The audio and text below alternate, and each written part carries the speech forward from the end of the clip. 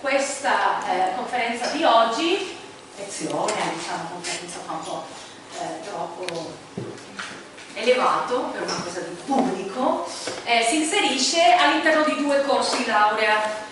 Il corso della laurea magistrale, che quest'anno dedichiamo proprio a archeologia pubblica o il Public Management of Archaeology, mi piacerebbe di più chiamarlo, e all'interno del corso della scuola di specializzazione di archeologie postclassiche, quindi siamo assai numerosi. Io sono molto contenta perché, come vi ho spiegato nell'inizio delle lezioni, è stato uno sforzo non indifferente il poter riunire a un gruppo di studiosi del livello, non solo perché è internazionale, ma anche perché sono i migliori docenti che in questo momento esistono, direi, al mondo su queste tematiche, che sono nuove.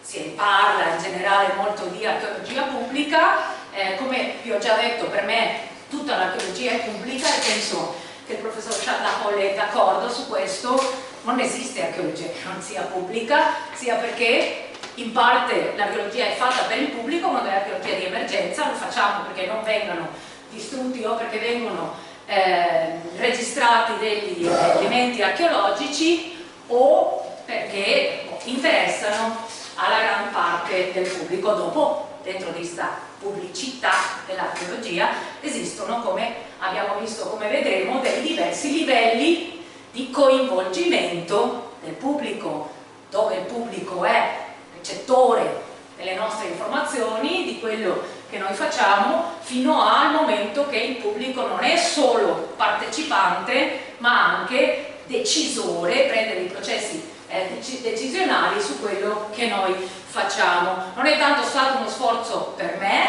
ma uno sforzo soprattutto per i docenti che verranno ogni settimana, come saprete, a Padova per insegnarvi quello che sono le ultime tendenze e dibattiti metodologici su quello che è l'archeologia pubblica. Prima lezione, sono anche molto contenta perché credo in questo momento il professor Schadla Hall è un guru, diciamo, di queste cose, non solo a livello teorico, ma anche e soprattutto a livello di creazione di scuola. Lui è allievo, continuatore del lavoro di Piterucco, che è chi inventa un po' questo tema dell'archeologia pubblica, però gran parte delle persone che verranno poi a far parte di questo corso sono stati studenti suoi, quindi diciamo che è l'origine o la base di cui partiamo tutti. Chi si occupa di archeologia pubblica sa che Schadla Hall è l'inventore, il massimo esponente di questa tendenza, di questo metodo, di questo modo, direi, di fare archeologia, ma chiederei, perché così ci conosciamo un po' tutti, a Francesca Benetti, una mia collaboratrice, fa la sua tesi dottorale sulla legislazione sui beni culturali e in particolare sugli aspetti partecipativi o i non aspetti partecipativi che ha la legislazione italiana a questo rispetto. Che cosa dice la legislazione italiana e come cambiare o modificare questo aspetto. Lei è stata molto tempo in Inghilterra, soprattutto a Londra, sviluppando le sue ricerche, comparando quello che è la legislazione italiana con la legislazione inglese. Farà una lezione a tutti voi proprio su queste tematiche, ma lei ha studiato all'UCL, quindi Global London University, io avevo sempre pensato che era University College London, però diciamo è pubblicità. Ecco, globale, sapete che adesso anche l'archeologia globale o la storia globale è una delle tendenze, diciamo, anche di moda nel nostro mondo. Quindi lascerei a lei, che lo conosce meglio, che ce lo presenti, ci dica chi è, cosa ha fatto, perché è così famoso, e dopo daremo la parola al professor Schadla Hall. Ve lo dirà già lui, ma io insisto, siete tutti invitati, caldamente invitati, a, se non capite qualcosa o siete contrari o volete chiedere qualcosa che non avete capito bene, alzare la mano e chiederli. Lui super attivo, super in forma, eccetera, ma tutti i docenti sappiate che quando un allievo fa una domanda è un momento eccellente perché ti puoi riposare un attimo e quindi tra che ascolti e rispondi passa un po' di tempo e puoi riprendere il fiato, quindi fate volontieri. Va bene, praticamente hai detto tutto quello che c'era da dire. No, appunto per quelli che lavorano un po' con l'archeologia pubblica sicuramente Tim è una persona che non ha bisogno di tante presentazioni perché è veramente un nome conosciuto, principalmente perché è uno di quelli che ha definito l'archeologia pubblica, la sua definizione è una di quelle ancora più utilizzate, direi, e è anche appunto un iniziatore di scuola appunto alla UCL e dove insegna da circa 20 anni. Però prima di essere un accademico ha lavorato anche un sacco di tempo nel mondo del privato e del pubblico anche, perché è stato direttore di un intero settore dei musei nel centro dell'Inghilterra fondamentalmente, e ha lavorato anche tantissimo con i trust, che è un sistema sostanzialmente che qua non esiste, però è un sistema di gestione dei beni culturali in Inghilterra. Quindi conosce bene sia il mondo del privato, sia il mondo del pubblico, sia il mondo accademico adesso, dove negli ultimi anni sta lavorando. Io mi fermerei qua, potrei andare avanti, però mi fermerei qua e gli lascio la parola. Please speak slowly. Thank you. Is this right? Is this working? Yeah. Right. Thank you very much for allowing me to come here today. I apologise for my voice. There are two things that I want to make clear from the outset. If at any point you have a question, please ask it. Don't put your hand up, just shout at me. Secondly, I apologise for not speaking to you in Italian, which is a truly beautiful language. I am typically British. I just shout louder when people don't understand it. Okay. My primary concern is to show you a lot of words today, which you can read later at your leisure, because I want to define or discuss the definition of public archaeology and what it does. My concern about my subject is that I want people to recognise that archaeology has a much wider use than just looking at boring objects in a museum. And the implications of archaeology are critical for the rest of the world, which is why I go all over the world boring people. So first of all, I'm concerned that people with degrees in archaeology have jobs to go to. In the UK, and I'm going to try not to be Anglo-centric, because we all hate the British, really, I have to talk about what happens in the UK. One of the current concerns is the value of a degree in archaeology today. These two quotes are taken from recent reports about the future of university studies. They both point to the fact that humanities degrees are of less value apparently because they don't make money. The survival of archaeology as a subject is critical. So you will see at the bottom of this, academics need to be able to attract able students by persuading them that subjects like archaeology, taught with rigour, have an economic as well as an intellectual value. My concern is that people therefore understand the value of archaeology. John Evans, a former director of my institution, wrote in 1975, "It seems to me that archaeology is still a widely misunderstood subject, not least by some of its friends and even by its practitioners.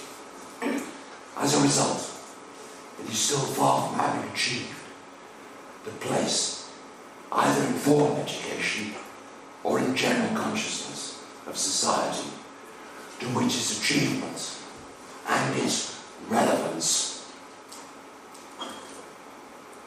to our human condition today entitle it. So, I'm going to talk about why public archaeology exists in my institution and what its purpose is. I apologise for all the words, but never mind. People love defining what something is about. You know? For me, archaeology is a series of techniques used to explain the past through, hopefully, logical deduction. It uses material remains and interprets them. It isn't history. It's open to interpretation as its history. So the term, the first written use of the term public archaeology was by Walter R. McKinsey III. You'll see from that he was obviously American and not a king. He wrote a book called Public Archaeology in 1974. That book was about, as it is today, the legal aspects of preserving archaeological sites. It's a very boring book. I wouldn't recommend it. Subsequently, Peter Rucko used the term in a series of books published as One World Archaeology. The series is still worth reading. Although actually, because he was a difficult person, he referred to it as cultural heritage management, something which I personally don't believe in. Peter Rucko decided that he would have a course called Public Archaeology taught as a master's degree at the Institute of Archaeology. This is the first time there ever was a master's degree anywhere in the world. The course was set up in 1999. I'm still running it, just because I'm old.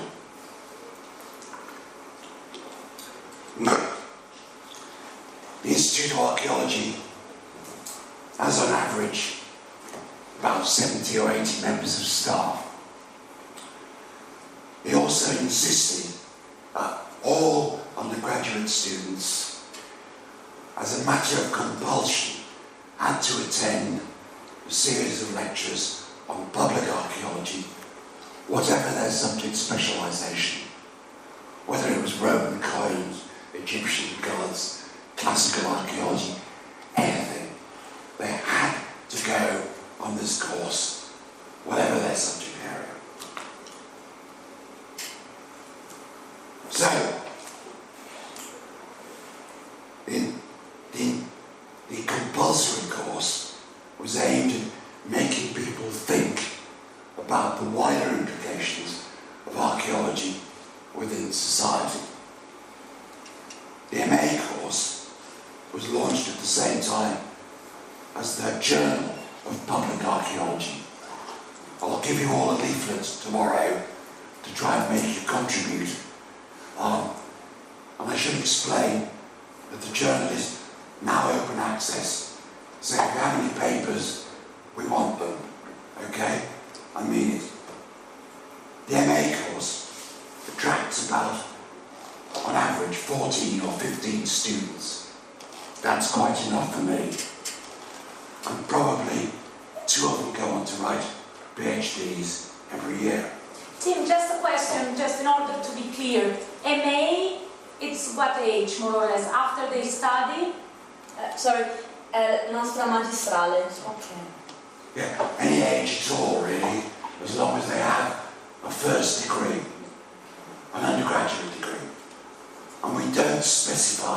that it has to be in archaeology. They have to have an interest in archaeology and a concern about the process, but they don't have to have a degree in archaeology necessarily. Most of them do. So, Peter Rucko, I have to talk about Peter Rucko because he's dead, and I can say what I like about him. He was a very difficult and original person. He wanted to set up the course for a whole series of reasons to do with that wider application of archaeology.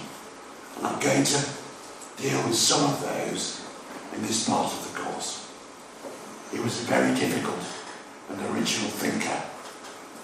Nobody liked him, but I thought he was wonderful. So, when we talk about definitions, there are other terms that are often used in relation to public archaeology. One is cultural heritage.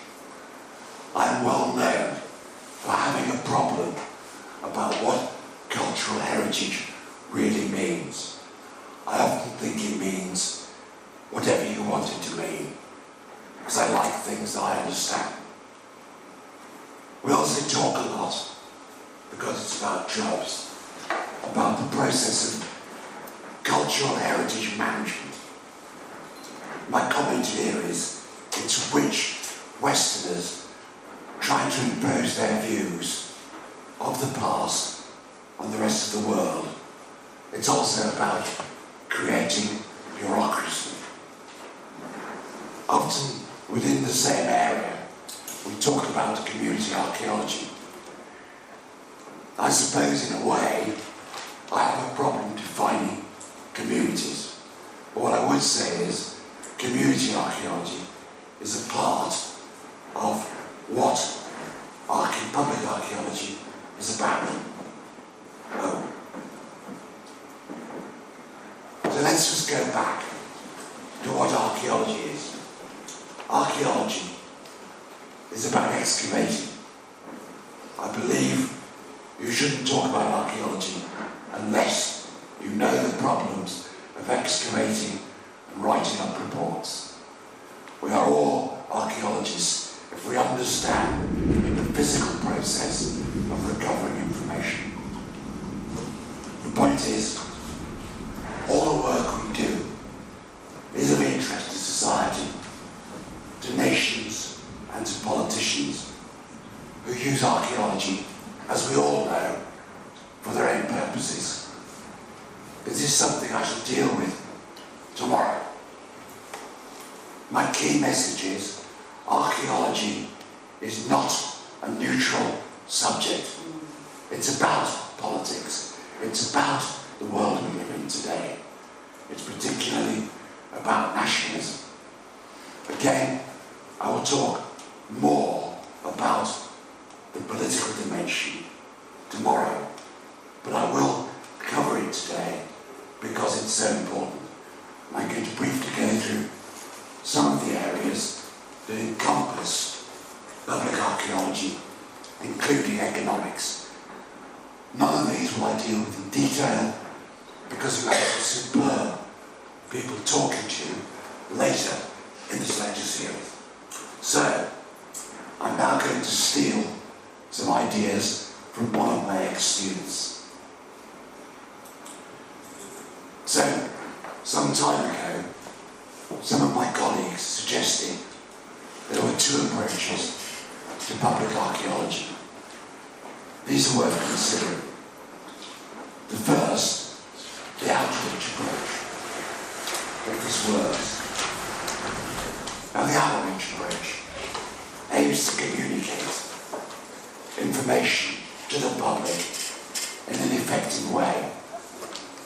This is what I would call we being experts telling everybody else how to understand the past. Yeah? It's us being experts with no one else involved. The contrast is what's been defined as a multivocal approach, where we look at various views that people have about the past and about interpretation.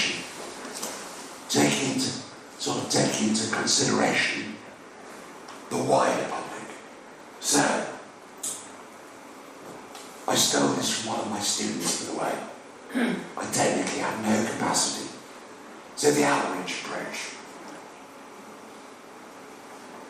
We as archaeologists do things, boring things, like classification, chemical analysis, production techniques, dating stuff, distribution analyses, etc., etc., etc.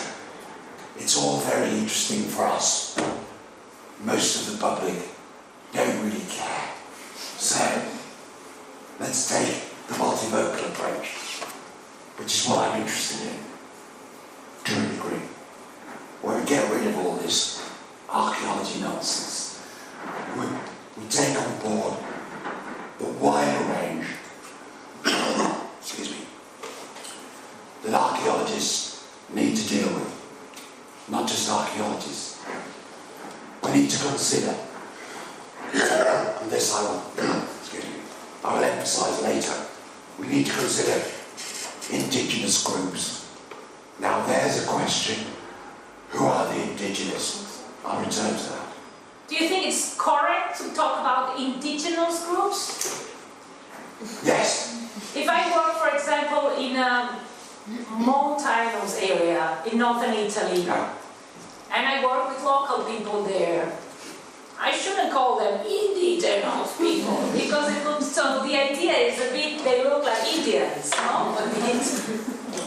But are they indigenous, in your opinion? Local people? If I was working with people who would all claim to be Italian, I wouldn't call them indigenous. But I want to come back to this definition later, because it's relevant. So I will pick it up. Okay? We've also got to consider landowners who frequently get in our way, who frequently help us. We have to consider, I'll come back to this, tourists. I hate tourists. They're critical to our subject. And we have to consider a wider public, who are just like that. So these two approaches, some of my colleagues have suggested, are two approaches to archaeology. Now, which one is right? Where do we fit? The outreach approach is undemocratic and it's authoritarian. It's the talking head, me telling you. The other one is often accused of being unscientific and relativistic. Now, I think that's probably true as well. It's also very dangerous. I think my view between all approaches is somewhere in the middle, because I'm English. Also because I've written a paper about this. But these things are important to bear in mind, and I've included some of this in a later reading list. So, let me return to public archaeology at the institution in the UK. Why did Peter Rocco pursue public archaeology as a proper academic subject?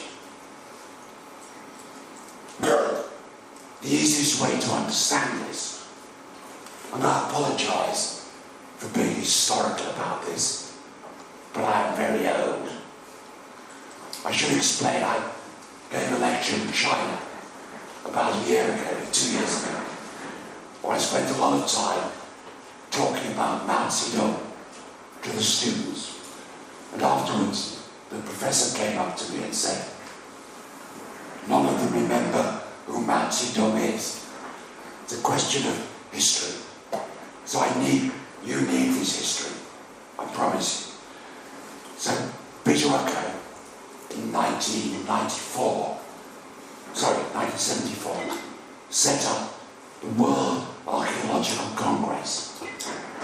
He wrote a very boring book about it. He attacked the US IPP,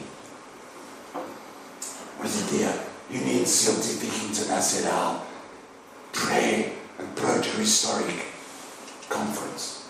He refused to follow the UNESCO line. This was an important event in terms of world archaeology. He set up the World Archaeological Congress, or as it's known, WAC 1. It was the first archaeological congress which involved archaeology in a wider context. Some of the issues, that he cared about were indigenous issues, because he'd just come back from Australia. He also had the view that archaeology has more to offer in terms of politics and the wider public.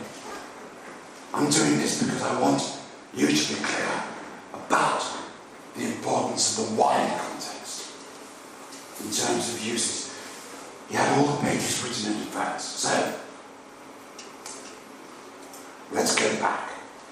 Archaeology is a subject that is rarely, or in the past, has rarely been seen as inclusive. And yet, in my country, in the 19th century, archaeology was actually probably more easy for people to understand and be involved in.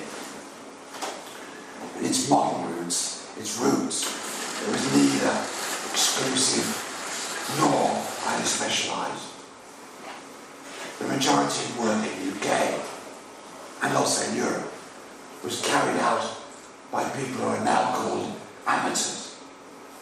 It wasn't really until the 1950s that archaeological work was carried out by universities and university students. Here in Italy it's a bit later, but the history is the same. Archaeology had always been done by volunteers, sometimes some kind of professionals, but mostly volunteers, until the 80s. So it's a bit until the 80s.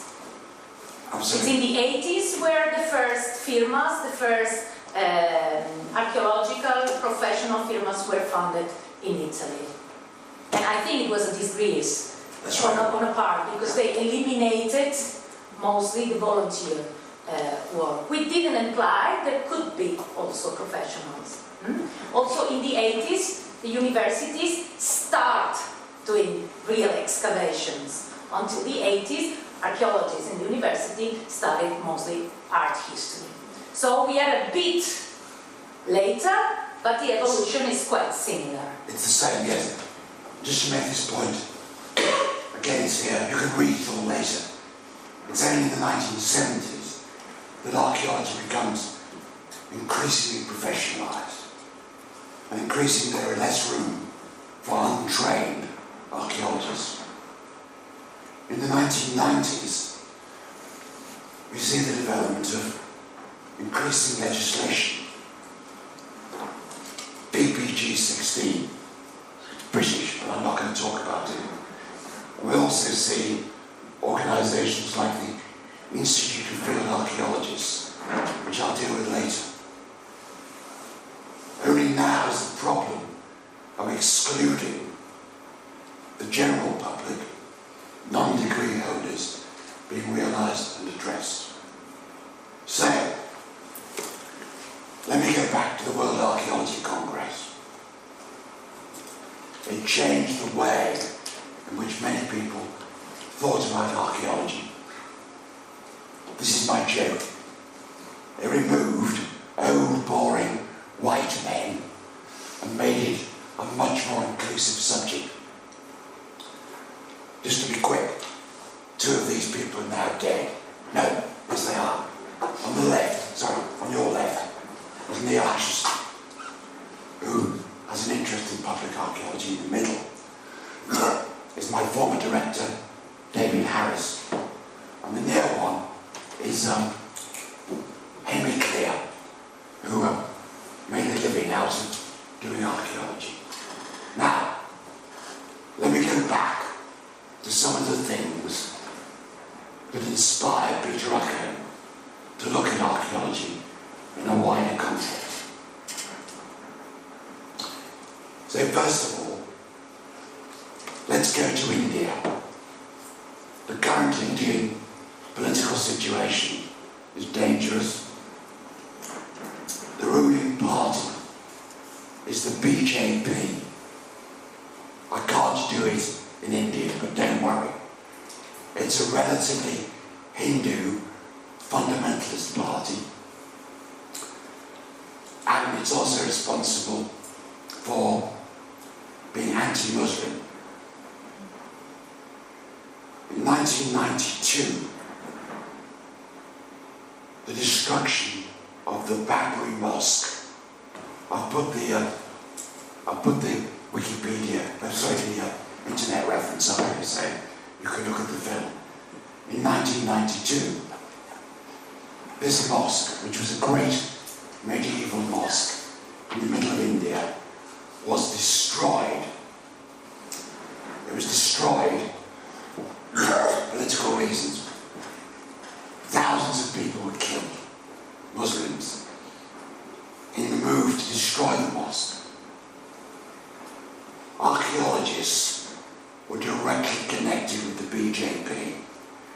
Archaeologists had a minor but influential role in ensuring the destruction of the mosque on the grounds that there was a temple underneath it which was Hindu. And I'm not going to go through... Excuse me, can you repeat? They destroyed the mosque because there was a temple under the mosque? They destroyed the mosque partly because there was a claim that this mosque was on the site. This is a general lecture. On the site of the birthplace of the Lord Ram.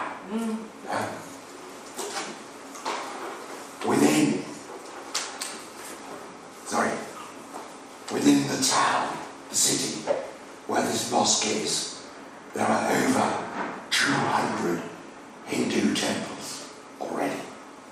It was a political act. What I'm trying to say to you is, archaeologists were involved in supporting a political party. This issue has never been resolved, but there is a film about it which is worth seeing, which you can get on YouTube if you want to watch it. The film will make you cry. In fact, today, there is still a court case about the rebuilding of a new Hindu temple on the same site. I mention this because it's one of the issues that concerned Ake when he was looking at the wider implications of archaeology. It's a horrific story. Well, it's something that has happened still today. I'm involved, for example, in a big project in Cordoba for the excavation of the remains of the first church of the city, which is under the mosque. We, of course, don't want to destroy the mosque of Cordoba, but we want to know what is under. But politicians do not let us excavate this because other archaeologists are saying that the church is not under. So this is one of the subjects which is more common, cult sites, excavating them or not, and the decision never comes to the archaeologists. The decision is generally by politicians, but archaeologists are deeply mixed on this thing. So it's not something of the past, of India, it happens also in Western Europe. But it's one of the most, let's say, relevant subjects today. And the Supreme Court of India is still involved. Last week, in this case. And it started in 1992. Let me move on. So that's one thing that concerned Ake. Another thing that concerned him was South Africa and the way in which archaeology is dealt with in South Africa. So in fact, WAC 3 was held in South Africa just after the release of Nelson Mandela and the abolition of apartheid. I was in Cape Town in 1999. Yeah.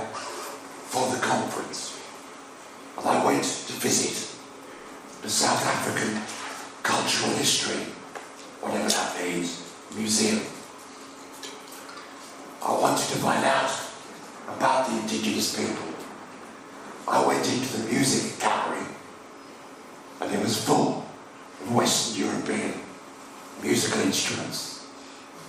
I went into the costume gallery and it looked a bit like Marks and Spencer's in the 1950s, because apartheid had only just been abolished. And as a result, the museum had not been changed. On the wall, in one of the galleries, remember, this is a momentous occasion. Most of you weren't born then, but the whole of South Africa has changed overnight. I went into the museum, and one of the galleries was this notice on the wall about the museum displays. For the new visitors, it says, "We are developing the themes and displays in this museum to reflect moral history in a cohesive and accessible manner." In other words, the change of political regime had completely changed the whole way in which the past was being interpreted overnight. This is a message for all of us about what we do and the fact that it can be changed overnight, which is why public archaeology is important. So, the World Archaeological Congress was established in 1986.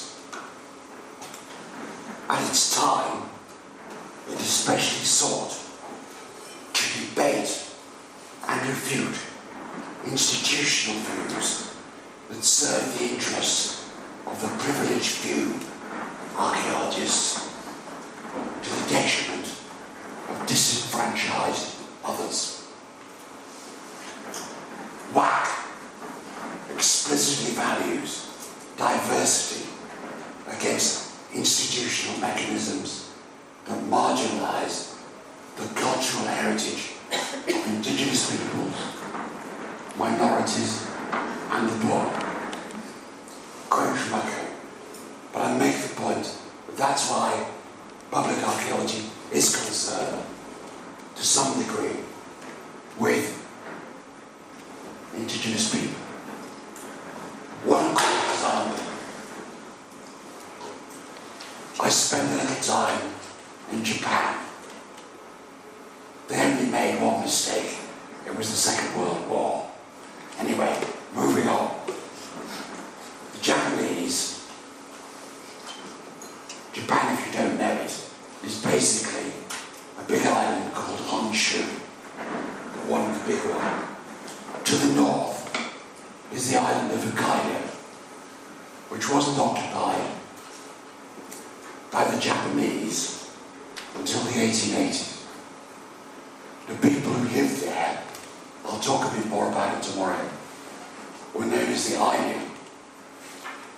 They were effectively wiped out in 3 generations because they had no language and because the Japanese changed the economy within 50 years. So before the Second World War, the Ainu virtually physically disappeared. This is the same story as the British colonising Australia. Although the Japanese didn't kill as many people as we did in Australia. They just changed the culture. It is only in the last 20 years or so that the Japanese have tried to revive the indigenous cultures of the Ainu. So, there's a picture of a conference I was at with an Ainu. They also have lots of reconstructions, and their intention was to recognise the Ainu as an indigenous people with their own distinctive archaeology. And they are doing that now quite uniquely and quite quite deliberately in the world. I'll come back to this later, but it's important. So, I don't want to go on about indigenous archaeology at this stage, but I want to remind you, as far as I'm concerned, it's not a sub-discipline of archaeology. It's a part of public archaeology. And it's about this whole area, which is complicated, of looking at other people's pasts, which have been largely removed. There are major issues, but it is about individual identity, and it's difficult, and it's a political area. That's all I want to say about that at this stage. And now I want to talk briefly, and again there is a film about this, about participation of people in archaeology in terms of public participation. I respect the way the Japanese do archaeology. In 1953, when Japan was recovering from a disastrous war and from nuclear damage, they started an excavation in the middle of Japan in a municipality called Suganowa. When I discovered about this, I went to do research on it. Basically, it was local people listing all the archaeology that was in their municipality, making a list of it so that everybody knew about it. They then carried out the excavation of a 12th century, 11th century burial mound. The excavation was conducted by over 10,000 volunteers. 10,000? Yes. It included former Korean prisoners, members of the Japanese imperial family, as well as local people. I was amazed by this when I first found out about it. I wanted to understand what was going on. There exists a film which is well worth looking at, made at the time by a wonderful film director. These clips are taken from it, and it tells the story of the excavation. The excavation results were published. It still remains a case study in proper excavation of a site in Japan, of its site today, 50 years on, with some mistakes.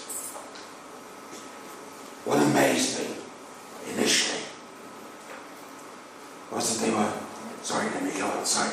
was to fund the excavation.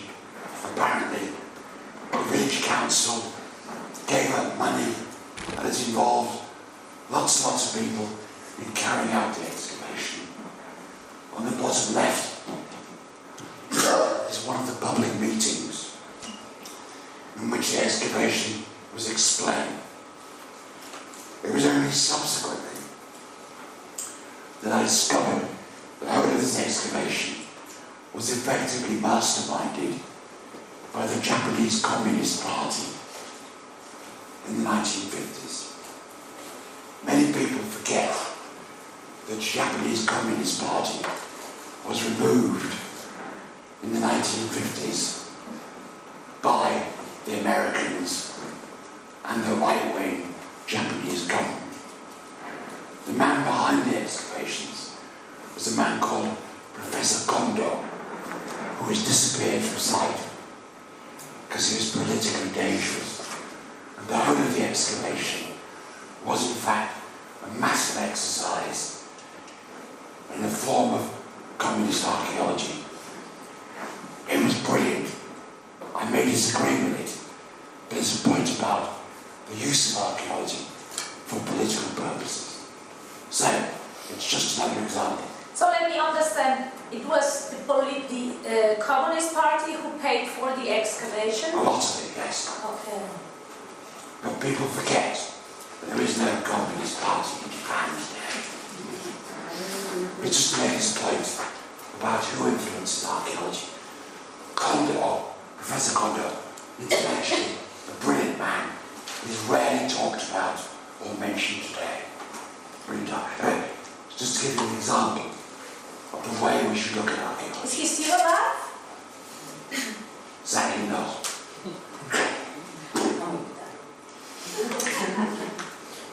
If you ever go to the museum in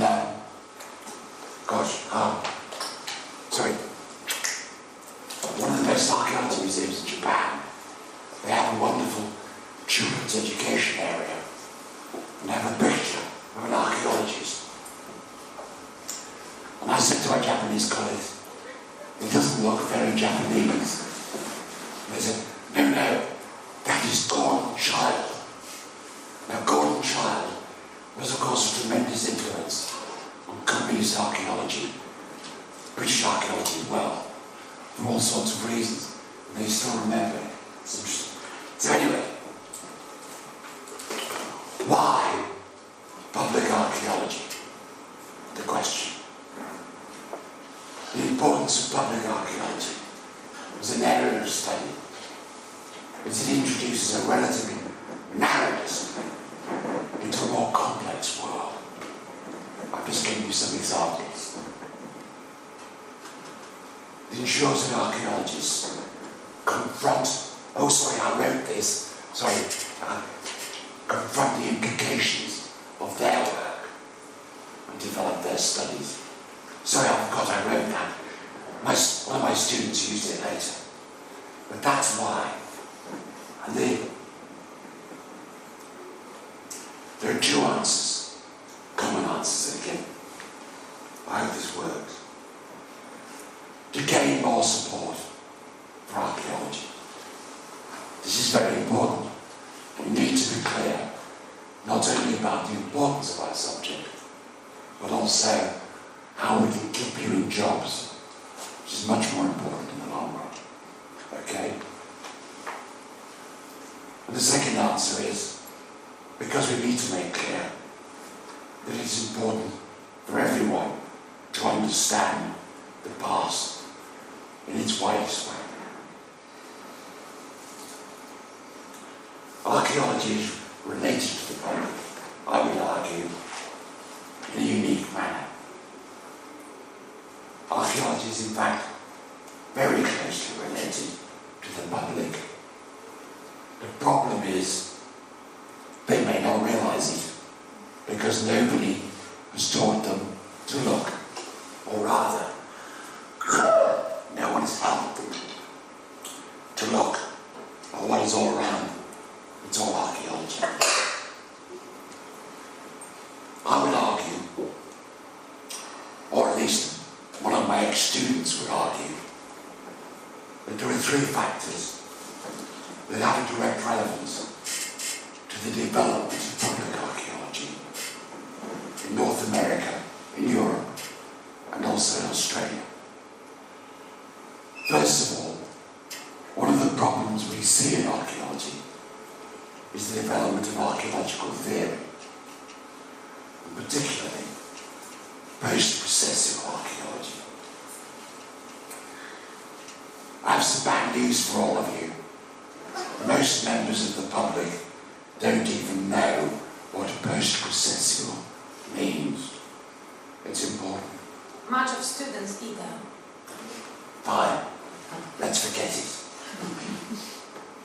Also, it's become important because of the post-colonial discourse, the politics of the past. And third, The end of the future and of the present, the politics, I mean. Absolutely. Not only the past. Well, yeah, the trouble is they're all related, aren't they? And thirdly, and this is important for all of us now, the increasingly market-driven economy in the modern societies in which we live. Sorry, this is my joke for the day. Most of the public access archaeology through newspapers, and they just get the exciting bits. this last year, most European newspapers covered the story about the man in Pompeii who got crushed by a lump of rock. This is what the public understand because we don't communicate well. It's my only point. So, let me ask you a question. It's rhetorical. How are we, as archaeologists, and what we do, perceived by the public? You will realise in this lecture, none of this work has anything to do with me. I normally persuade my PhD students to go away and do surveys, and they come back trying to kill me because doing surveys, like carrying out excavation, requires real commitment. And if you do surveys with the public, you're likely to want to kill every one of them, and also the person who persuaded you to do the surveys in the first place, me. I persuaded one of my Greek students to go away and look at sites in Greece. I don't like Greece very much. I only like Thessalonica, but never mind. So, she went out and asked a series of questions about what people perceived about archaeology. She took 3 sites.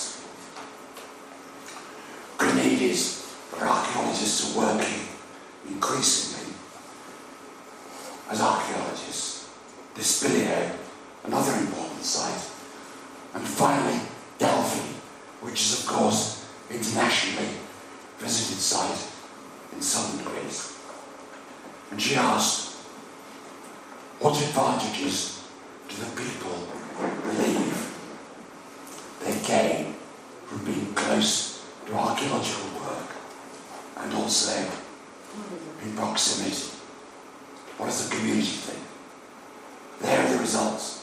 They're interesting. Because even at the little known sites, most people saw it as being the advantage of tourism. We have to live in the real world.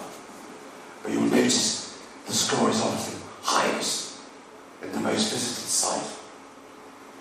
The second question I'm going to deal with, it's a whole PhD I've written, is the role of the state. Yeah. If you believe it's important, do you feel that state bureaucracy? Actually, I think the state bureaucracy in Greece is worse than something dead set in Italy. Bear that in mind. Anyway, it's interesting. Do you feel your relationship, where you are, to archaeology in general is influenced positively or negatively? These results speak for themselves. Yeah? Only in this out-of-the-way site, where most people are gaining from the archaeology in terms of supplying food to the diggers and making money out of them, 5% actually think state bureaucracy is a positive influence. Yeah? Only that. In the majority of cases, it is seen as a negative influence. So people in general on these sites don't like archaeologists because they don't understand, because archaeologists don't communicate. This is real data. Finally, this is again, remember asking the residents, for whom do you think archaeology is practiced in Greece, and in your area in particular? Again, I love these results. Okay? Only in Delphi do they think it's flawless. On the out-of-the-way side,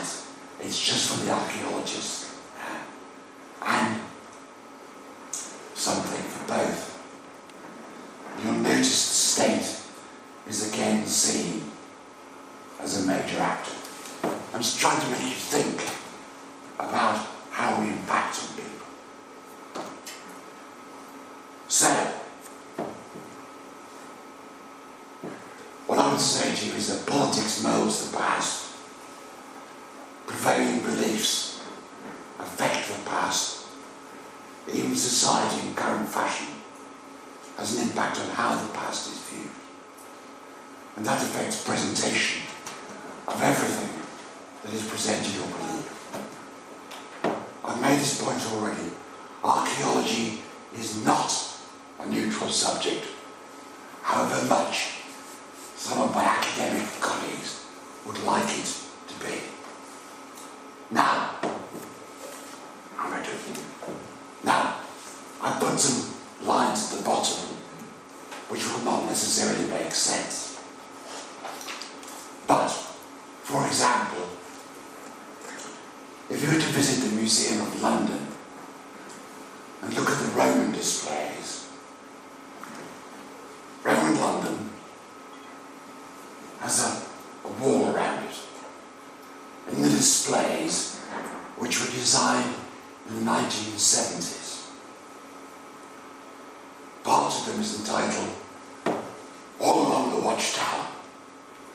And the reason is because the designer and the archaeologists at the time remembered Jimi Hendrix. Yeah? So it goes into the display. It's a nice example. It's a nice example of how the present and the past affect the way we look at things. Anglo-Saxon attitude. I come from a country where most people think they're Anglo-Saxons. We know that's not true. Anglo-Saxon DNA accounts for maybe 3% of the DNA that I have. And I'm partly German. It's very important. And yet, in 3 elections ago, a local MP in a part of England speaking against immigration said, we do not want to become an Anglo-Saxon mongrel nation. Because he doesn't understand the past. He was sacked as an MP. Anyway, go on. It's all very well in theory. Does the public actually get archaeology? It is important everywhere. But all they get is adverts like that. Sorry, I just realised what I've done. Sorry, Mops. So, public archaeology is important on many levels and for many reasons. We can think about identity and nationalism and politics. I think that in many ways, the subject we all study is actually a result of nationalism itself. Archaeology is in many ways the handmaid of nationalism. But it's also about personal identity. Who am I? There is self-interest. I want a job. There's also a need for us all to think we're different. Some people. Group identity. Belief system. We all need identity for security. And then there's economics, which I'll deal with later. In my case, I'm just interested in understanding the many ways in which archaeology is relevant to society today.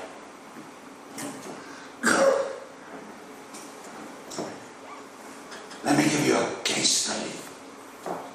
You can all go there. One of my favourite settlements in Italy, sorry, it's not in Italy, it's in Sicily.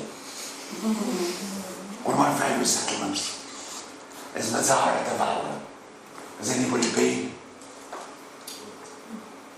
It's down on the south coast. It's a long story. In the 1990s, a very famous piece of sculpture was drawn called Il Satiro. Do you know about it? As usual, the Soprintendenza from Trapani took it away. They had to conserve. I didn't understand. Who took it away? The Soprintendenza from Trapani, because it's part of the regional Soprintendenza. They took it away. As usual, it took years to conserve. And then, as usual, it was sent to Japan as an exhibition. And then it came back to Sicily. By which time, the local people demanded their own museum, not in Trapani, but in Mazzara de Valle. There was a political fight, and I'm pleased to say it is now on display in Mazzara de Valle, and not in the regional museum, because the people recognized its importance. Why was it important? Was it important because it's a nice piece of sculpture? Was it important because it was brought in to Mazzara de Valle? I don't know. But they have their own museum. Now, Mazzara de Valle is wonderful because in the Chiesa, outside the Chiesa, there's a wonderful piece of sculpture of Roger II trampling on the Muslims as a part of the conversion. I haven't got time to go through this. It's about politics. The last mayor of Mazzara de Valle wanted to improve the town. So through the town are a series of wonderful ceramic panels. This is one of the panels which summarizes the history of Mazzara. So, interestingly enough, you'll see that it deals with the Arab invasion, which everybody forgets about, the Arab occupation, and also with the town itself. The core of Mazzara is still called today, as you'll see, the Casbah. It's easy to forget that the whole of southern Sicily is about the Arab occupation. That's all I want to say on that subject. But I'm trying to make the point that getting people to understand and accept the past and the changes is a clear area within public archaeology. I've now spoken for nearly an hour. I'm going to ask you if you have any questions or whether we could have a short break.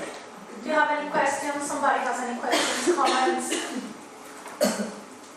I have a comment shortly. So possibly in the UK and in other countries in Europe, in the US and in Australia, public archaeology is strictly linked, maybe, with post-processualism. I hope not. I hope not. I wanted to say, on my experience here in Italy, it's quite the contrary. I mean, people who is engaged in public archaeology since decades, since the 60s, or who has ever always done public archaeology, are completely against post-processualism because they like doing, let's say, real, practical archaeology, or that started doing it when the volunteers time. So they have continued doing it. So I'm not so sure that we should think about post-processualism as something that has pushed public. Maybe in some cases, but not I think that's true. always. I think it's true. It's also true. So it's also true, I think. I'm very lucky. I managed to get to university as a geographer. I never suffered too much from the post-processual period, which is basically derived from a lot of anthropological theory, as you know. I think, however, we need to consider its impact on the academic part of the subject, because it moved archaeology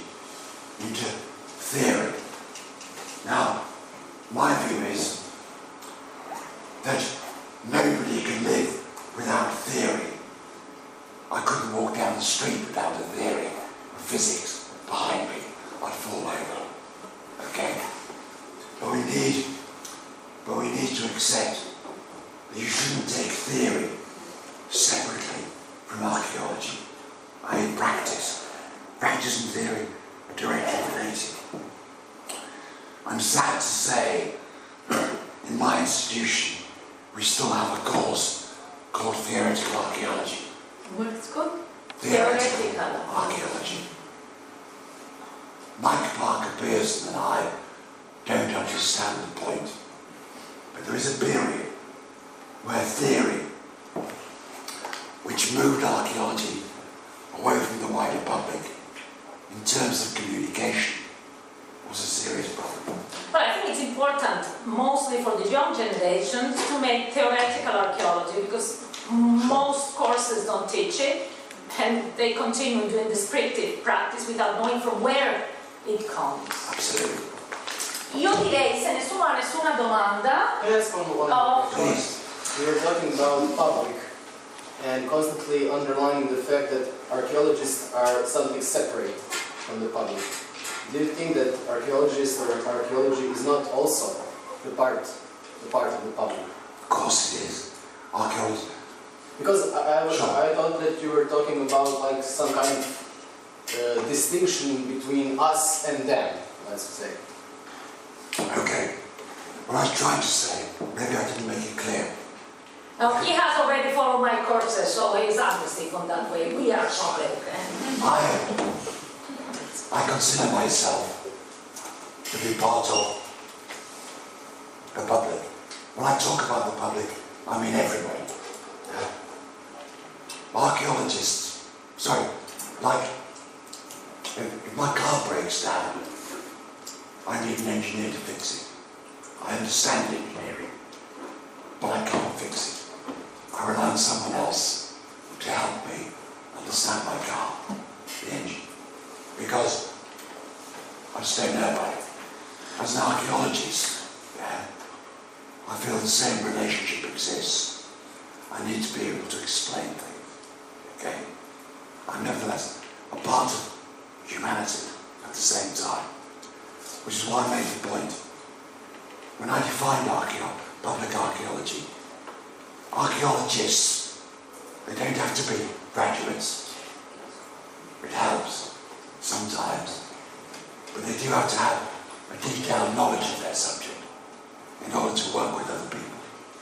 So archaeology is wherever the subject meets with other people as a wider public, then it becomes public archaeology. That's how I see it. But do you think that we are, in my opinion, for example, I think that archaeologists are really selfish. Because we love our job, and I don't know, I go for myself. When I go to excavations, I don't like to explain to people what I do step by step. So this is why we have a problem, and I understand that it's my problem, and we have a problem with communication with the public, because we're selfish. We know what we are doing, we love it, and we don't want to explain somebody to what Don't ask me another stupid question. I'm busy digging. That's why we teach this thing, to make people aware of the necessity to communicate what we do. Otherwise, you or me, selfish archaeologists, will finish working in the supermarket because it's going to finish. I think this is a problem today, because we don't do anything on that question, because we talk and we talk, we have to fix this, but we don't do anything by that question. I think there's another problem. We don't have many skills that we need. Maybe we should learn more in the universities how to communicate and how to do it more effectively. Because maybe you are tired, in RAP, for example, where we both excavate, of explaining the same thing again and again and again, because all people ask the same thing.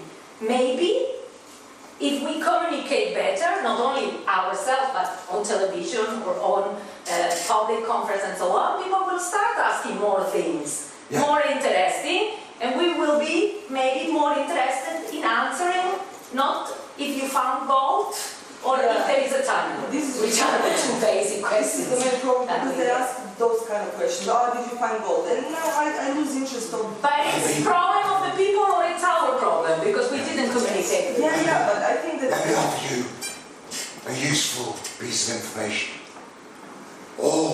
When I was in Japan, I discovered all undergraduates, all undergraduates have to participate in excavation, and also, while they're on the excavation, they also have to go through a process called gensetsu. What this is about is they have to take the public who are coming from the local area, looking at the excavation.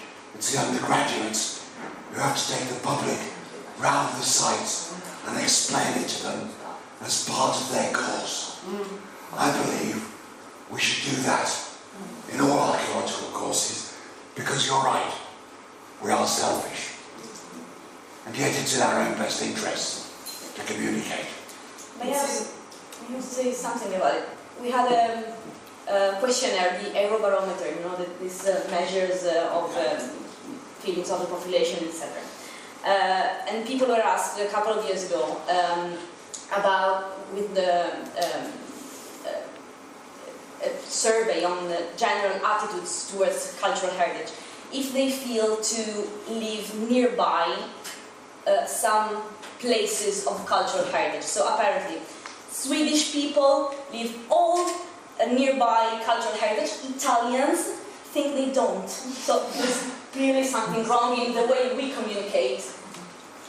But it's never a problem. We have to learn how to do it and learn that it's part of our job. I believe in multidisciplinary system, and I think that we have to have, because we know how we are lazy and we don't want to explain, but at least that we have some people to work for us to explain. I don't know. You have to do it yourself. Let's get back to the Swedish point. The problem for the Swedes is they don't have much archaeological heritage. They don't? So they really value much it. archaeological heritage. It's like in Australia. Whereas Italians have so much, they can't cope with it. Sorry, I mustn't be rude about the Swedes.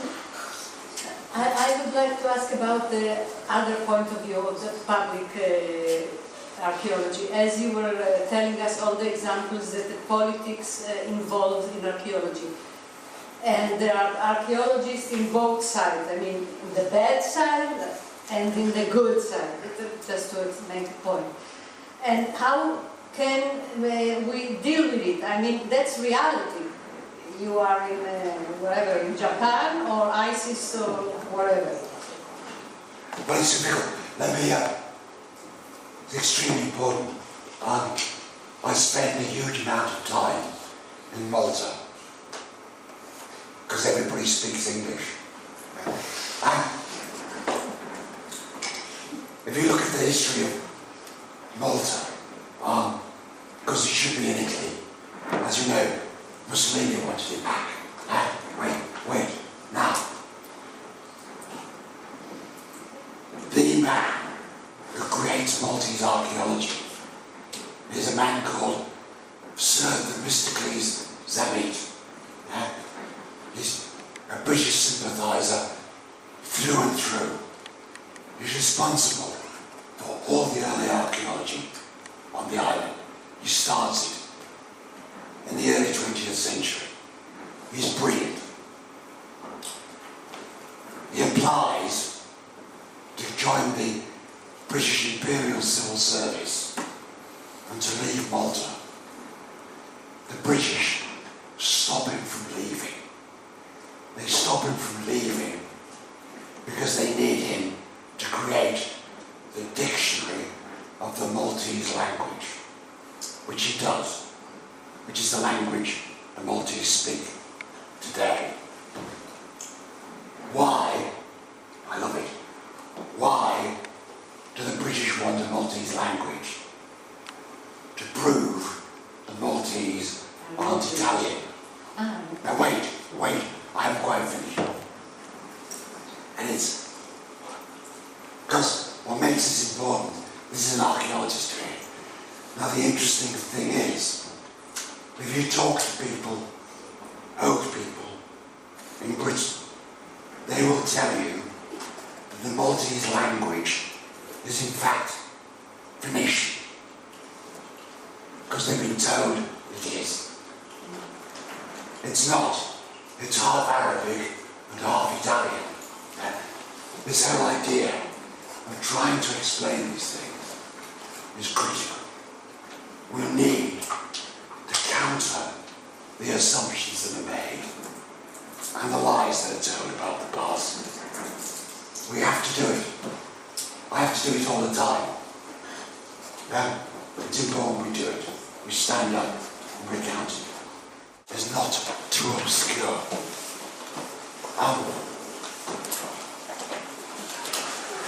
In England, the medieval period ends with something called the Battle of Bosworth. You may never have heard of it, but this is where Richard III was killed and the Tudors took over the country. Richard III was killed at this battle. I can never remember the exact date, but I think it's about 1483, I think. Okay, I'm a prehistorian. I don't do exact years. But let's say it's around 1483, I think. Anyway, this battlefield today is a tourist site. Yeah? The joke is, the battlefield centre is in the wrong place. We now know, okay? It is run as a tourist attraction. So remember, the battle is in 1483, and they're doing a reenactment of the English Civil War, which was actually in 1640. Now, does it matter, right? At the same time, they're producing a medieval hand-to-hand tournament reenactment, a falconry display, and an American-style band. This is what goes wrong. Now, I've got some information for you today about public attitudes. I'm interested in how the public perceive archaeology. That's what it's about. I'm fascinated by surveys which tell us what people think. This is a very bad slide, I apologise. In order to establish what people think, we ask surveys all the time. We need to know if people care about the past. The questions you ask are very, very important. So, the sort of question you actually ask is important. So, you can ask the same question in different ways. So this is a British question. Do you agree with the Labour Party's plan to oppose admission charges at national museums? Alternatively, do you agree with the Labour Party's campaign to stop the imposition? It's actually the same question, but how you answer it depends on whether you understand it. So the formulation of questions to find out about public attitudes is very important. So I'm now going to give you some recent work which is still not published from Turkey. One of my colleagues in Turkey, working at the British Institute, cleverly, very cleverly, got money from the British government to carry out the first ever survey of public attitudes across the whole of Turkey on archaeological assets.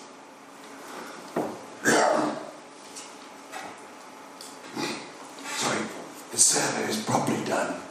The total number of people involved was 3,601 across the whole of the country. They did it with considerable care. This is under a project. There's a very good website called Safeguarding Archaeological Assets of Turkey project. I love the fact it's paid for by the British government. Excellent. It's called Sarat. There's a website. This material is not on the website. Sorry. So this project, which is only finished just last year, was about the relationship between the public and the archaeology in Turkey. They worked very hard on this. It's a nationwide survey of national opinion.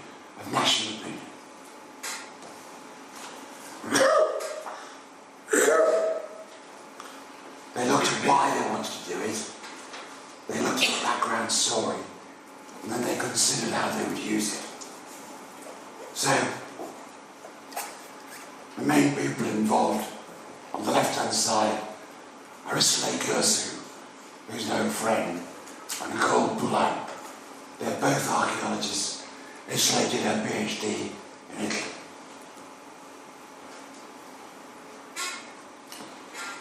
The interesting thing is, this all springs from a conference held in Istanbul some years ago, which I was responsible for putting the speakers together. They produced this really nice publication on public archaeology, theoretical approaches and public practice and current practice. The joke is, I never submitted my paper, but it doesn't matter. So what they're looking at, first thing for a survey is to know the people. Turkey, which we frequently forget, is a huge country, and they've actually done the survey based on different sets of questionnaires which are balanced across the whole of the country. So the interviews are distributed to take account of the variations in the population. And so it's 48-52 male to female. It's balanced in terms of age. It's balanced in terms of educational background. It's balanced in terms of settlement type. And it's balanced in terms of income, relative wealth. It's incredibly good as a piece of work. Some of the initial results will be published shortly in the journal Public Archaeology. So, it's interesting that Turkey can be divided in terms of the public into three main groups in lifestyle terms. For me, this is very funny. Modern, which means mainly people who live in Istanbul and don't vote for the current Turkish government. You can now be arrested for being rude about Mr. Erdogan. Be careful. The second group is traditionally conservative. In other words, relatively uneducated. And the third group is religiously conservative, like it in Muslims. Important division. So they've actually taken account of everything about the whole of the population. In terms of social media, some of the contrasts in this survey are remarkable.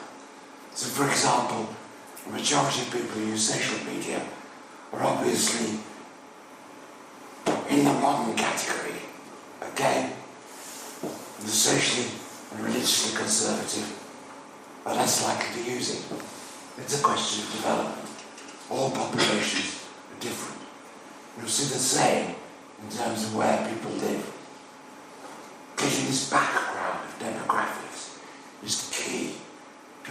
establishing the public attitude. The three main strands of the survey are understanding how far the population understand archaeology. The second is how far are they engaged with archaeology.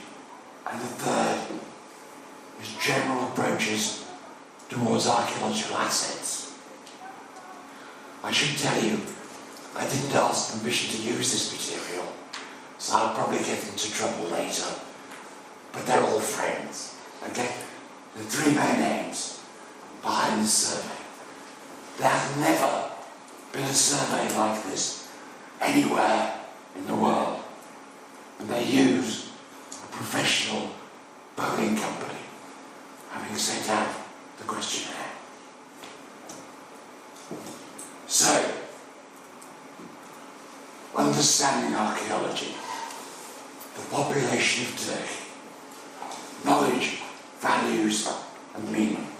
Now, I should tell you, but don't repeat this to anybody, that there was some opposition by the Turkish archaeological establishment to this survey and some of the questions, because the archaeologists feared what the results might be, which just shows how far removed many professional archaeologists are from what the public really think. These results are stunning. Okay, so what comes to your mind when you hear the word archaeology? Can you read? Can you see that? Is it clear enough? I can read it. First one is excavations, ancient, so typical what people think about. Second, antiquities. Third, history. Fourth, no answer. It's pretty good. I don't know. It's pretty good, yeah. Research science. Archaeological, I don't know. Science. Sites. Treasures, ancients. I would say in Italy is much higher. And other. Now, these are real facts. You may not know in Italy. The Turks now know. It's the same here in Italy. We're working a lot just to introduce it. We're doing this kind, of course, at another level, but Sonia. So in this kinds of analysis of perception in local communities, Padua, the territory and other regions, and the results are much the same. So when people think about archaeology, it's excavations or antiquities. But this is real data. Yeah. Yes. Well, we do also real data. We are also making questionnaires. So you have a survey for the whole of Italy on public attitudes? You don't? You don't? Sorry? There's a question. Do you have a survey like this? Not so wide. We are doing it at the local scale. But this is what makes this so important. Okay? So, the next question. Understanding knowledge, values, and meanings. This one is really quite surprising. Nobody expected these results. So let me see, because I'm very myopic. The big one. This is about, who has the right to ownership and artifacts found in archaeological excavation. So the biggest one, the green one, is the estate. Remember the state. Then the excavation team, universities, then the landowner, the municipality, and the sponsors. So nobody said us. It's very interesting because the state, this is the point about the relationship between archaeology and the public. The state becomes critical. You'll see this again tomorrow, which is why we need to look at legislation, but not today. The next one, understanding archaeology, knowledge, values and meaning. Now remember, this is not an archaeological, this is not a survey of archaeologists. It's a carefully constructed survey of the whole population of Turkey. It will be interesting, in my opinion, to know also maybe it's too much. What questions they ask to get to this result? Because probably they didn't ask, what do you think about archaeology, or what values do you think? So the important thing on questionnaires is the way in which you ask the question, in order that the people feel free to answer. So here... Sorry, wait a minute. Let me explain. They spent nearly 2 months talking about the exact nature of the questions with a political polling company, because they were using people who were expert. There's a dialogue. I have all the questions. It's a huge survey. There was a dialogue between the archaeologists and the professionals who do surveys.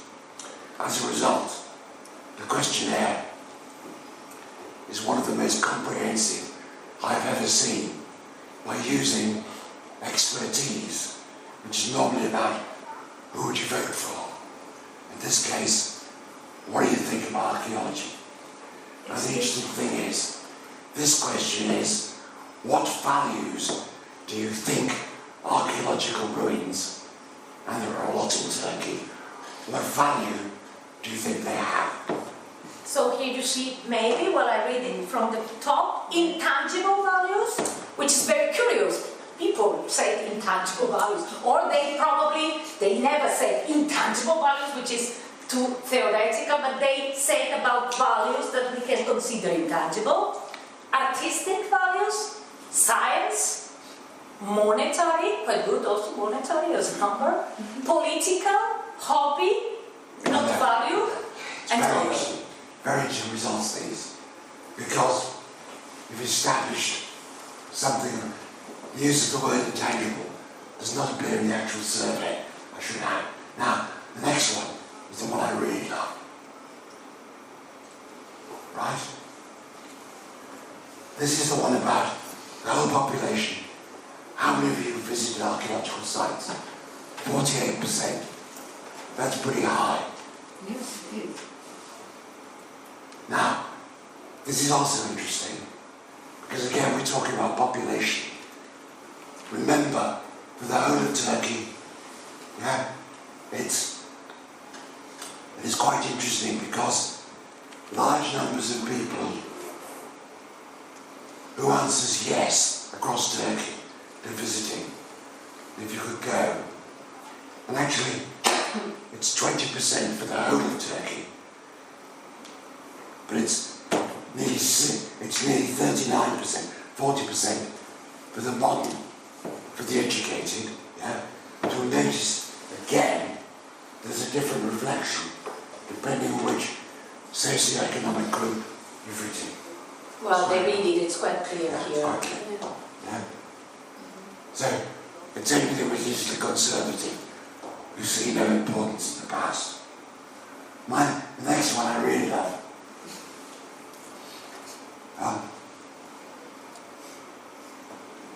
What would you do, members of the public, if you found a treasure full of gold or silver coins in your field or nearby? And what would you do if you found an archaeological object?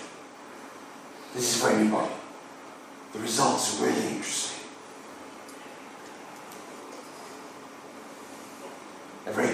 I'll send it to you, don't worry.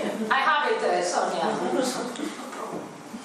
Okay, the first one, well, it's quite similar, isn't it? Yeah, very similar. The first one is possibly full of coins, and the second one, simple. So, do you read it, or do you want me to read it? Do you see it? No, please. No. So, first one is, they ask, what would you do? The first one is sell it. The second, hide it. Sorry, can I say that? This is fascinating. I have friends who work in Italy. You have these stupid laws about archaeological sites. One of my colleagues from Cambridge, working on archaeological survey, said that he had to make friends with all the farmers to find out all the material that was really coming from the sites, because they were keeping it hidden rather than declaring it to authorities so they keep the archaeologists away. So, same in Turkey.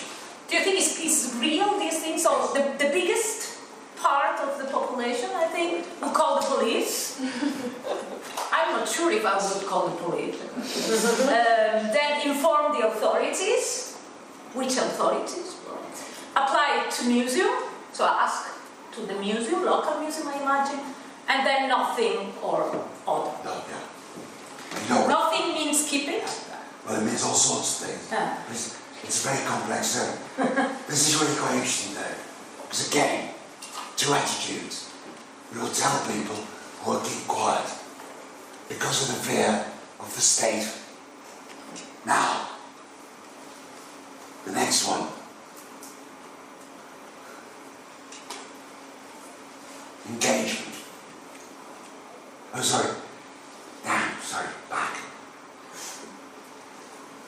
These are all the people, the public being engaged with the past. 48% went to sites, 12% on museum cards, 68% think that people don't visit because it costs too much, and 75% of the people say they would ring the police if they saw an illegal excavation. Very interesting, quite surprising. How can they know if it's illegal? Yeah.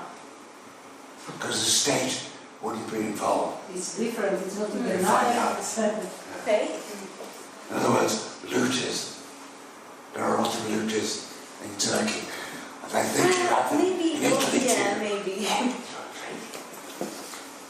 This is my favourite result.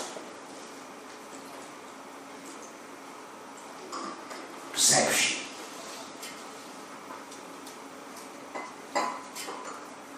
They have ideas about the work of foreign archaeologists, about the return of artifacts, and about the remains of the past as heritage. They have perceptions of destruction. They tested the knowledge of what's happening in Iraq and Syria. They also discuss treasure hunting as a crime, and also the impact of road and dam construction. Very interesting thing. Now, sorry, this one gives you some of the results. Oh, sorry. Historical artifacts. They asked, should historical artifacts and sites be sacrificed for road destruction and dam construction? The figure is quite remarkable because 70% of those questioned said they disagreed that material should be sacrificed. That's incredibly high from the public. Nobody expected that. The next one, sorry, is whether you approve of work being carried out. 49% approved of foreign archaeologists. 87% agreed that artifacts smuggled should be returned. And 82% felt that all archaeological material was part of their culture. I was surprised by that as a result. 80%, this is amazing, thought that this is the bottom line, right? Thought that treasure hunting is a crime and should be prevented. The Turks who did this were amazed by that level. And it's a serious problem. Nearly 70% thought archaeology, this is the public, not us, thought that archaeology was not sufficiently protected. And 67 very, very positive. And this is not a series of results that can be questioned, because statistically, it is such a tight survey. I would like every country in the world to get money from the British government to do a similar quasi survey. It actually came from our Overseas Development Fund for Cultural Protection. Unfortunately, nobody in the EU could have this money. Never mind. So this just to draw your attention to the fact that public attitudes may not be what they think we are, what we think they are. They are much more significant than that. And there is a far wider public support for archaeology, public archaeology, than most people suspect, at least in Turkey. Now, one of the things that, and again this is on the website, one of the things they've also done is try and find out what people in Turkey, especially in rural areas, feel in a project called Living Amid the Ruins. Again, this is a website for this. They're looking at archaeology and sustainable development. We'll be getting more about this later. Go, I understand. No, don't be sorry. They take one part of rural Turkey and they're trying to find out how they can persuade people who live locally to use the sites for sustainable communities. The reason why they're doing this is because the problem in Turkey, let me do the methodology first. They're going to do a huge survey with 143 individual smaller area, a whole series of individual structures where they established the nature of the population, how it worked, and what could be done. Again, this is a piece of work which will be available for further statistical analysis. The reason for doing it, I hope this works,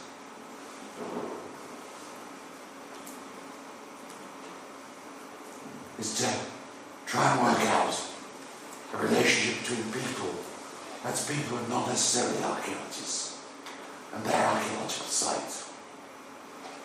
They also wanted to try and work out the social and economic benefits of archaeology to those rural communities, as well as protecting archaeological material.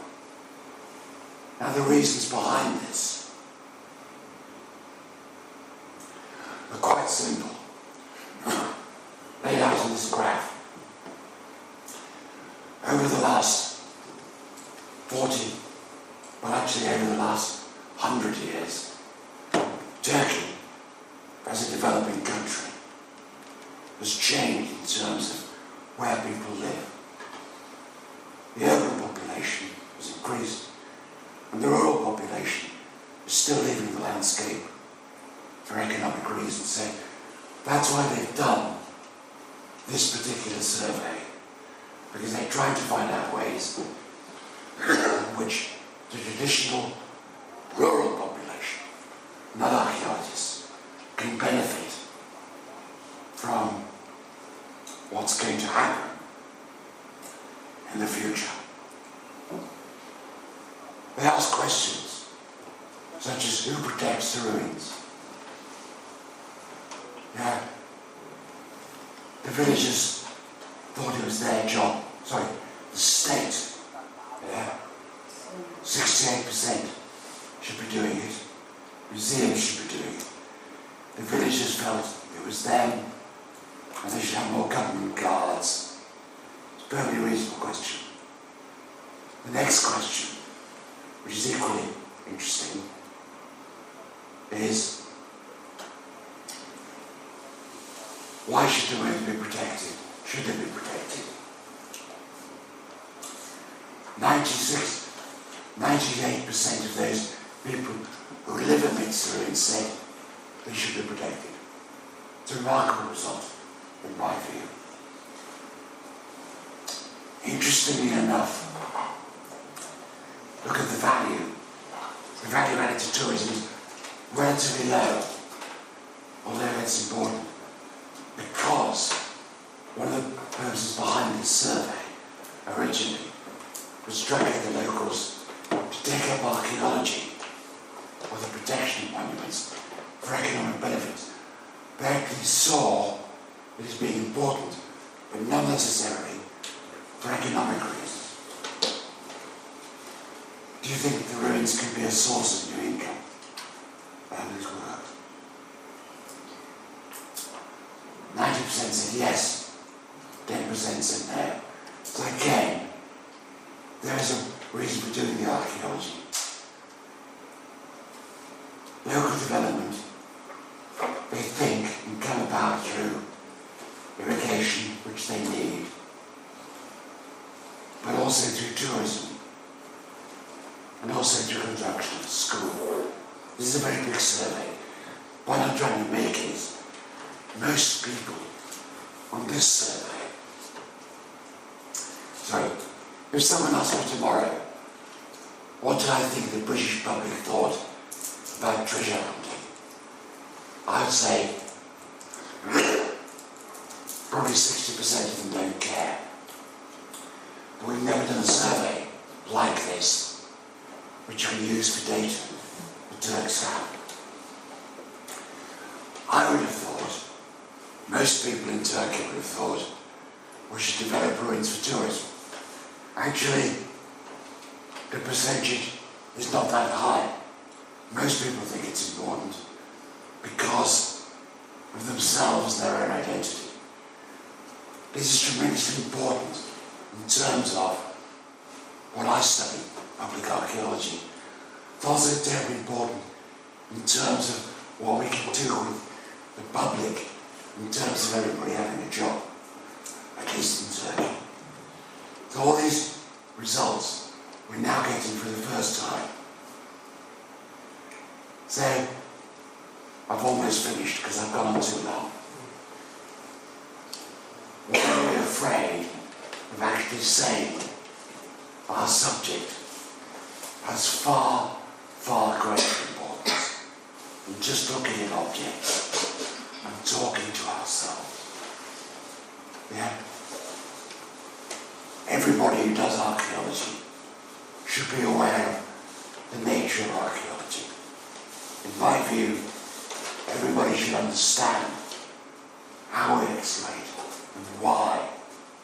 But after that, we need to explain the significance of our subject in a much wider context and understand how it is consumed by a vast number of people, most of whom, when they ask me what I do, and I say, I'm an archaeologist, will say to me, do you know, that's what I always wanted to do at school, but there's no career in it. Because actually, archaeology has a far wider potential than most people ever think.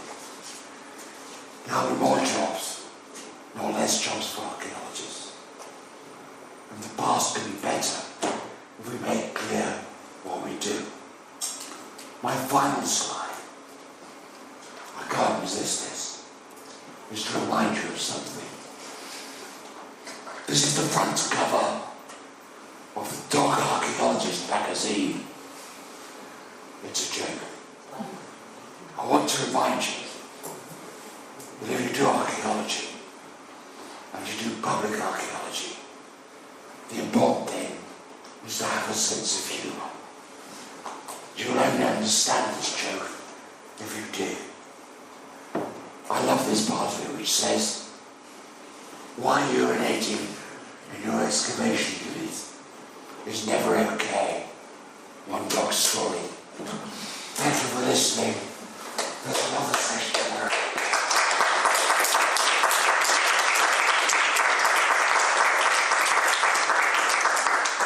Thank you very much.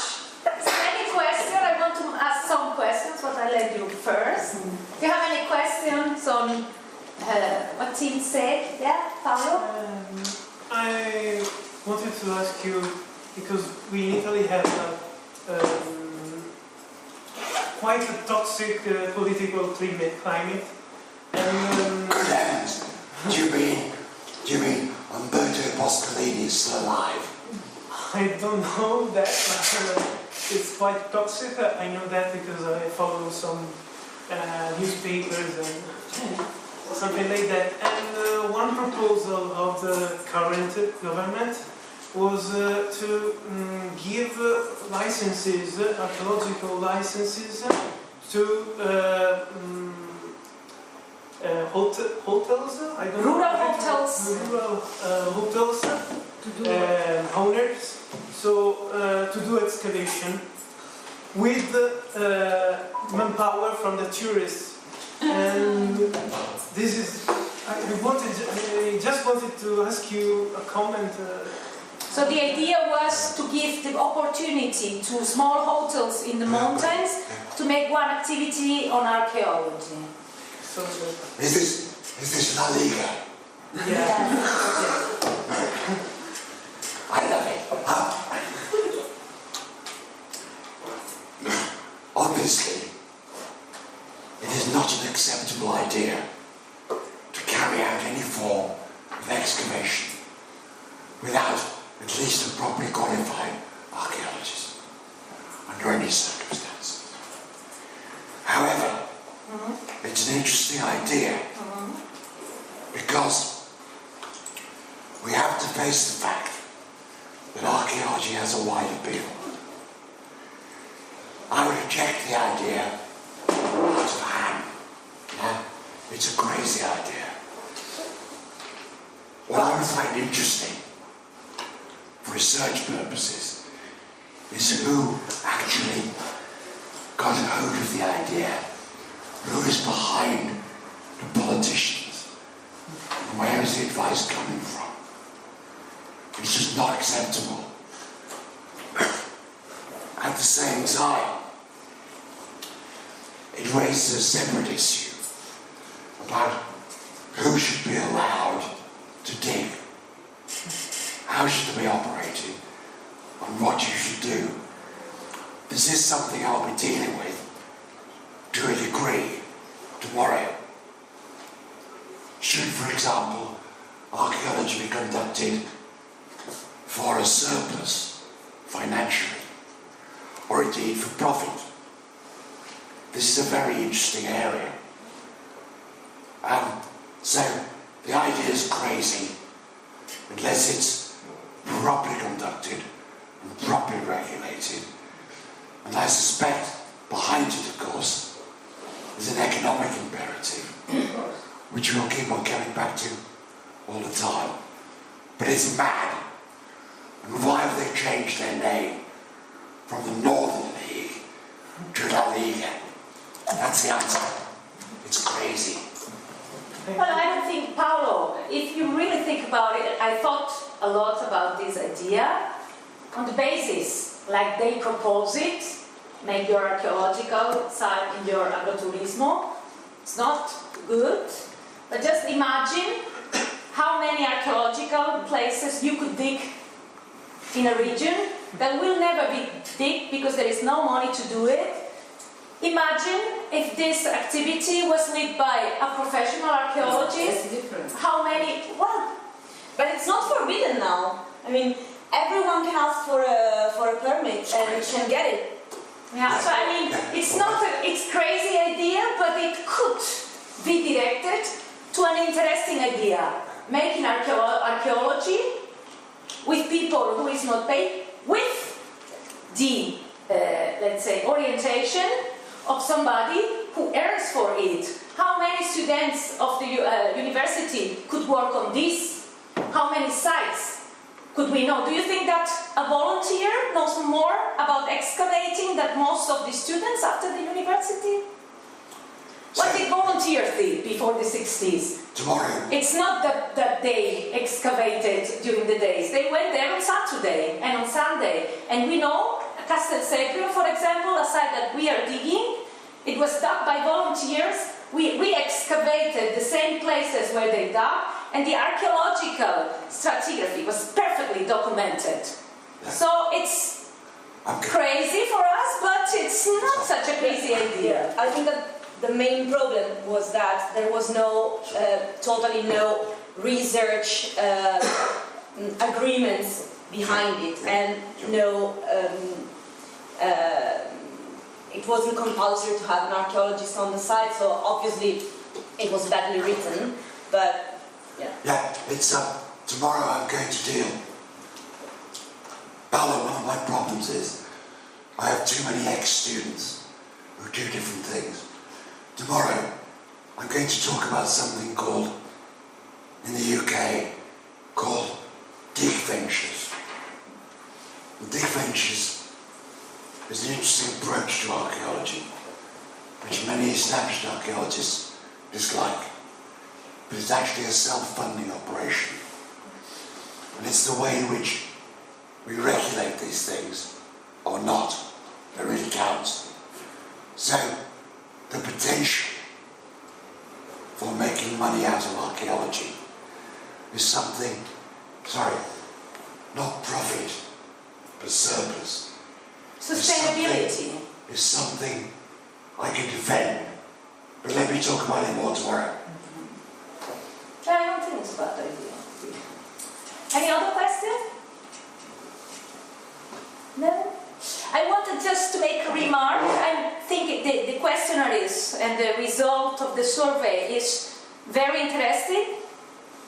I'm sure, and I have talked, for example, Francesca sometime, people knows much more about the past than we think sometimes. We sometimes think people doesn't know anything, and then you discover sometimes they have a much more modern idea of heritage than we have, and the results can be surprising. But I will be very interested in understanding, I know maybe we can ask them, right, the exact questions that they did, because sometimes the answers of people are very depending on the direct, they answer what you want them to answer.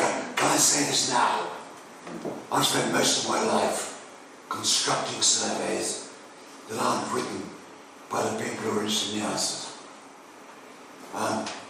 So, I started doing this because I used to work in museums. Many years ago, I did a survey on attitudes to museums in a city in northern England called Hull. It's an isolated state. In order to do this survey, I needed first of all to find the computer power. This is 40 years ago. I'm very old.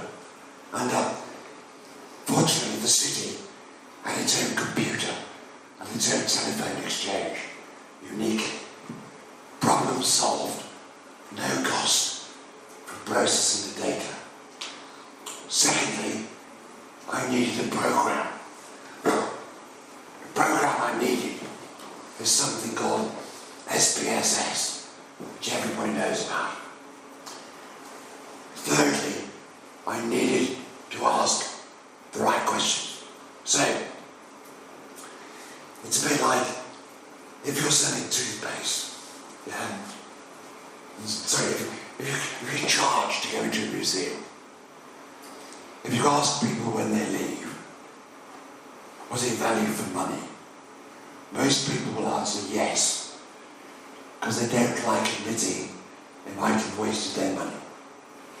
So the nature of the question you ask is absolutely critical. For the past 30 years, I've worked with a consultant who specialises in surveys. And the key thing is to never write your own questions, but to make sure you deal with someone who knows how to ask. In the case of the Turkish survey, I have every one of the questions. It took, as I said, nearly 6 months to construct the questions. It was a matter of debate. Because asking stupid questions where you're the expert rather than you can do any survey and get the result you want. That's the answer. So. Oh, very good. And lastly, if nobody asked, and that's my last question, but I'm profiting from your presence.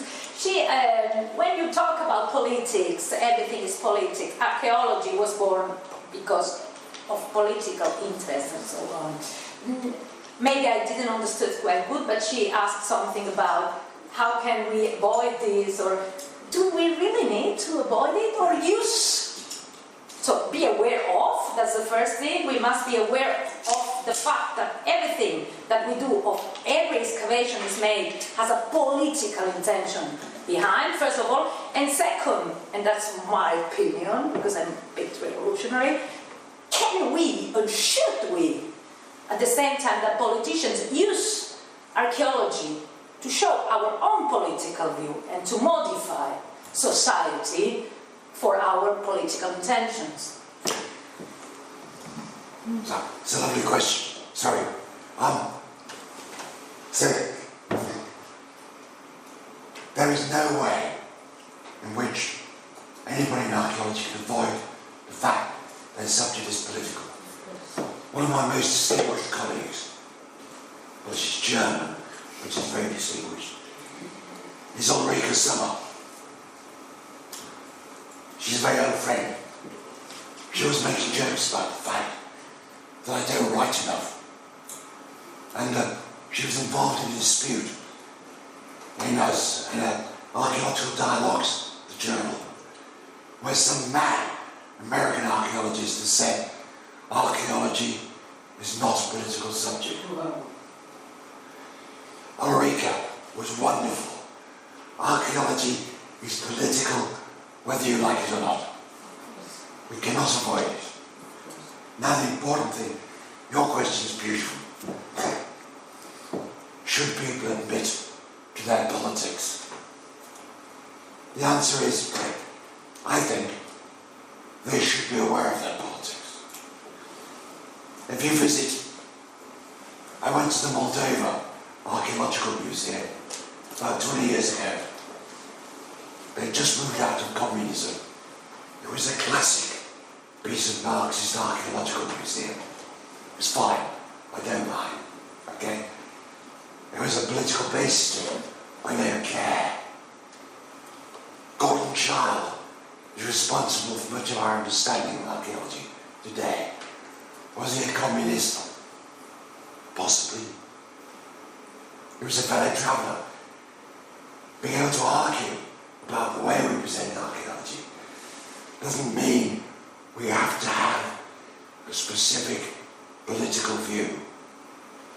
Many of my best friends are members of the British Conservative Party. I can argue with them. I can debate with them. As long as I can debate, it doesn't matter. For my politics, it all depends who I'm talking to. As long as I understand there is a political element to everything we do. Okay, I think we can finish today. We see us tomorrow at the same time, 2:30. Is okay for you, Tim? That's fine. Okay, so see you tomorrow. Thank you.